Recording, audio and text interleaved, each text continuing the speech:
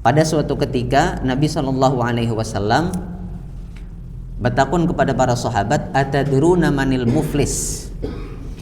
Wahai para sahabatku, tahukah kalian siapa orang nang bangkrut? Ya. Para sahabat menjawab sesuai pemahamannya mereka. Ujar para sahabat, al muflisu fina man la dirhama lahu wala mata'. Wahai Rasulullah, nang kami tahu, sebatas pengetahuan kami, orang bangkrut itu orang nang kada beisi lagi harta benda, habis sudah. Ya. Jangankan duit nang ganal, nang halus saja kada ada lagi nya beisi.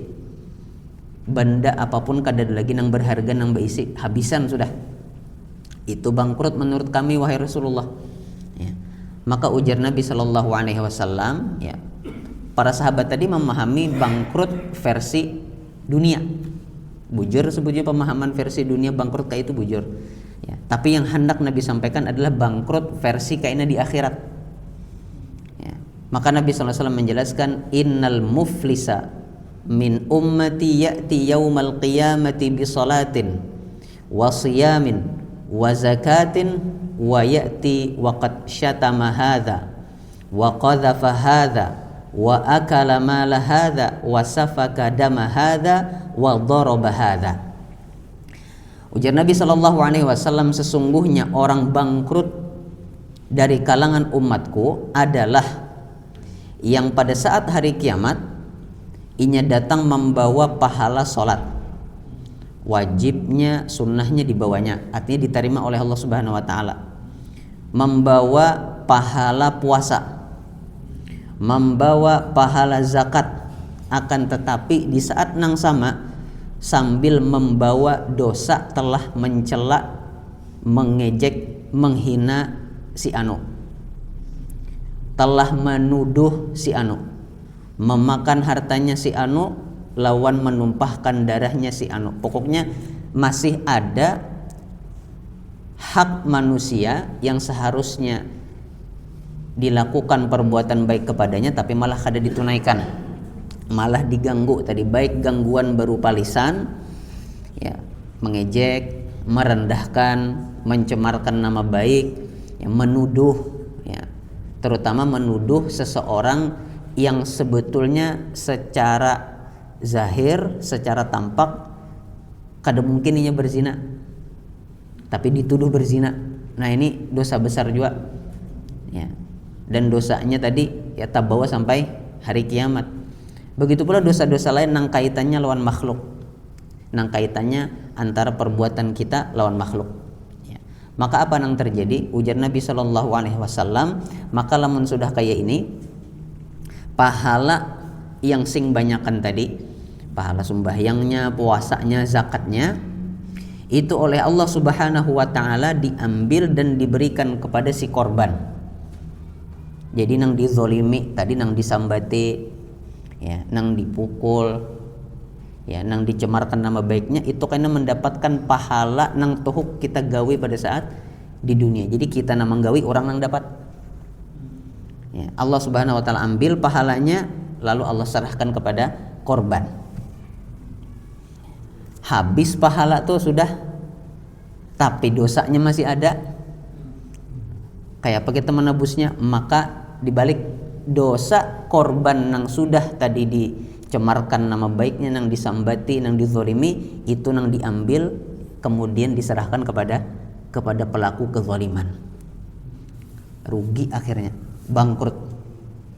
Ya, jadi membawa banyak benar pahala, tapi karena masih ada dosa nang sangkut lawan manusia, akhirnya pahala tadi habis, malah dapat dosanya si korban. Lamun sudah kayak itu, maka akhirnya orang ini akan diseret dan dilempar ke dalam api neraka. Ya.